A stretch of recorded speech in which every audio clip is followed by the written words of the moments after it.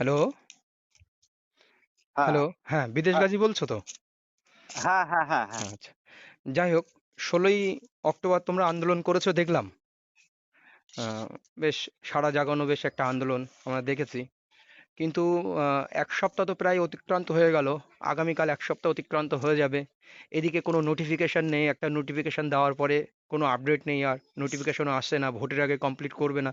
এরকম একটা বিস্তার বিষয়, শূন্যপদ বাড়ানোর বিষয় নিয়ে যদি কি মতামত বা ২২ টেট পাস বা যে সমস্ত টেট পাসরা রয়েছে ২৩, ২২, ১৪ সবার জন্য কি বার্তা দিচ্ছ?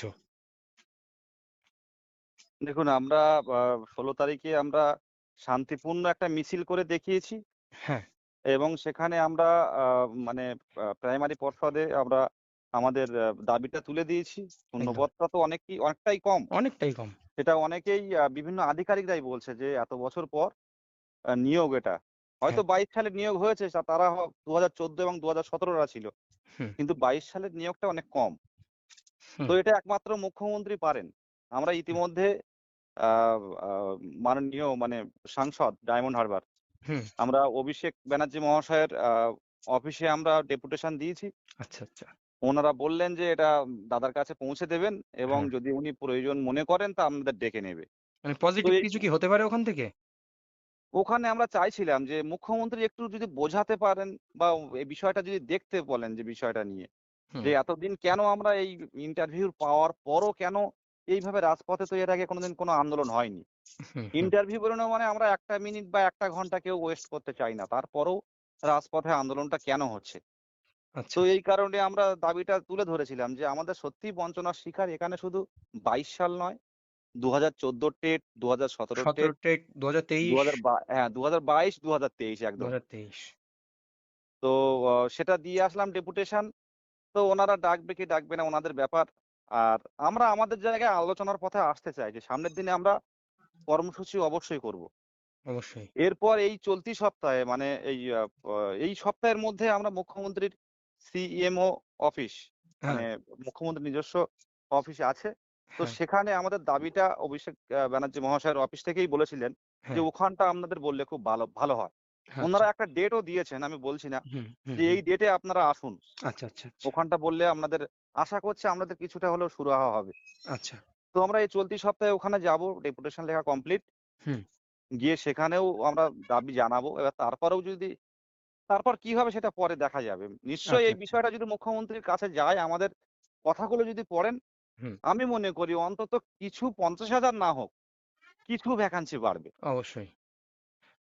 কারণ লড়াইটা খুব তো বেশি। ভ্যাকান্সিটা বাড়াটাও খুব প্রয়োজন।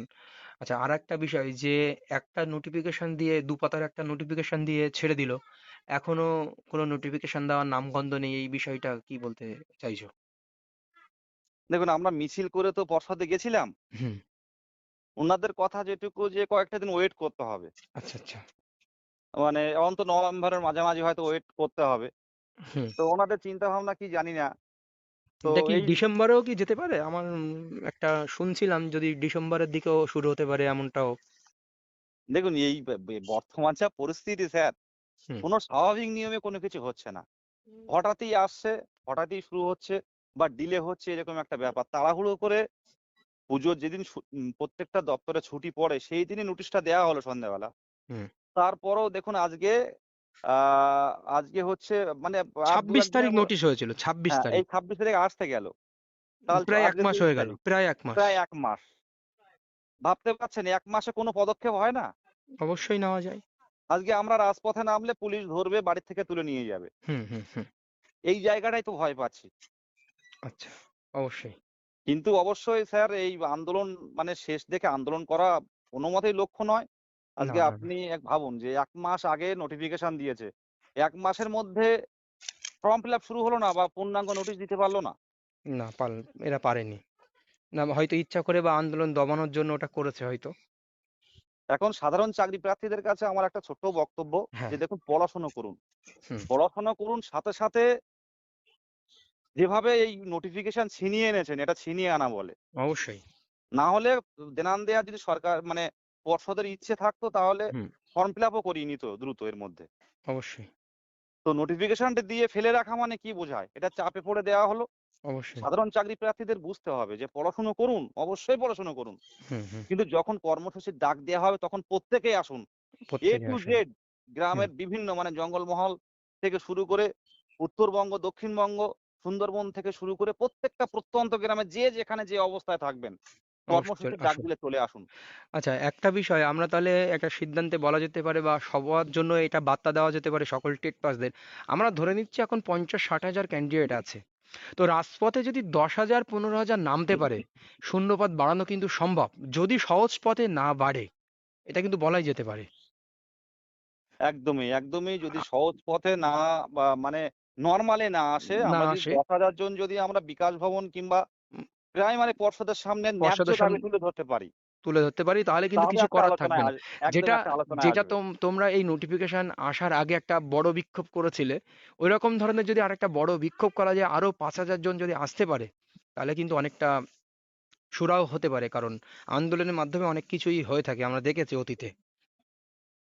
একদমই, একদমই। ব্যাপারটা হচ্ছে আমাদের কষ্টটা আমাদের বুঝতে হবে। আমাদের খিদেটা আমাদের খেতে হবে। আমাদের খিদে লাগলে আমাদের খেতে কারণ হবে। একটা জিনিস, একাডেমিক ভালো বলে আমি বাড়ি বসে থাকলাম এমনটা নয়। আমার ২৮ একাডেমিক থাকতে পারে, আমি ইন্টারভিউতে পেলাম ৪ কি ৫, স্কোর হলো ৩৪ নামলো, আমার স্কোর ৩৩, আমি পেলাম না। কিন্তু যে ব্যক্তিটার ২৬ স্কোর কি ২৫ স্কোর, সে পেলো দেখা যাচ্ছে ৮.৫ কি ৯, সে কিন্তু তাকে টপকে চাকরিটা পেয়ে গেল, এমনটাও হতে পারে। একদমই স্যার। অনেকে হয়তো ২০২২ এর রিক্রুটমেন্ট হ্যাঁ। এটা নিয়ে অনেক ক্যালকুলেশন করছে। কিন্তু আজকে আমি বলছি দেখবেন অনেকটাই যখন প্যানেল বের হবে আপনারা প্রত্যেকেই দেখতে পাবেন। আপনার যদিও এক্সপেরিয়েন্স আপনি বুঝতে পারছেন যে প্যানেলটা অন্যান্য বারের মতো ঐরকম ভাবে হবে না। যারা না, ২৮, ২৯, ৩০ পেয়ে ভাবছেন যে আমি কেন যাব? Right, right. এই জায়গাটা তৈরি হচ্ছে অনেকের মধ্যে। ঠিক। কিন্তু এটা পরে দেখতে পাবেন। এখন এখনো আমাদের সুযোগ আছে ভ্যাকান্সি বাড়ানোর। হ্যাঁ, একই রকম ২২ এর মধ্যে একই রকম হবে না। অবশ্যই কাট-অফের একটু ডিফারেন্স হবে। কিন্তু এই যে আমি চাকরি পেয়েই গেলাম, এটা কিন্তু না। ইন্টারভিউ অনেক কিছুই চেঞ্জ করে দিতে পারে। আমার ইন্টারভিউ সেই দিনটা আমার জন্য ভালো নাও যেতে পারে। কিন্তু শূন্য পদ বাড়লে চাকরিটা নিশ্চিত হবে। ইন্টারভিউতে ৪ পেলাম আর ২ পেলাম কি ৩ পেলাম দেখার দরকার নেই। এরকম একদমই, একটা একদমই। বিষয় দাঁড়াচ্ছে। এটা সম্ভব। এটা শূন্যপদ বাড়ালে কম্পিটিশন তো অনেকটাই কমে যাবে automatically. Right, right. Cut off ও নিচে নেমে যাবে। অবশ্যই, এবার অবশ্যই। তখন অনেকটাই আমরা সেফ থাকবো। ঠিক, ঠিক। এবার এটা এখানে যারা একটু অল্প বয়স তারা ভাবছে যে আমাদের হয়ে যাবে। কিন্তু প্রত্যেকের উদ্দেশ্যে বলছি দেখুন এই যে ধারাবাহিক আন্দোলনগুলো তো বজায় রেখেছি। তো এই অবশ্যই, টেস্ট অবশ্যই। টাইমে অন্তত ১-২ বার আসুন। একটা শেষ প্রত্যেকটা কোচিং সেন্টার, প্রত্যেকটা ইউটিউব চ্যানেল প্রত্যেকে যদি একবার নেমে এই ভ্যাকান্সির দাবিতে রাজপথে নামতে পারি, আমার মনে হয় কিছু না কিছু হবে। অবশ্যই, অবশ্যই। কিছু একটা হবে। হ্যাঁ, স্যার। ঠিক আছে, অনেক ধন্যবাদ। হ্যাঁ, স্যার ওয়েলকাম স্যার ওয়েলকাম। ওকে। হুম, হুম।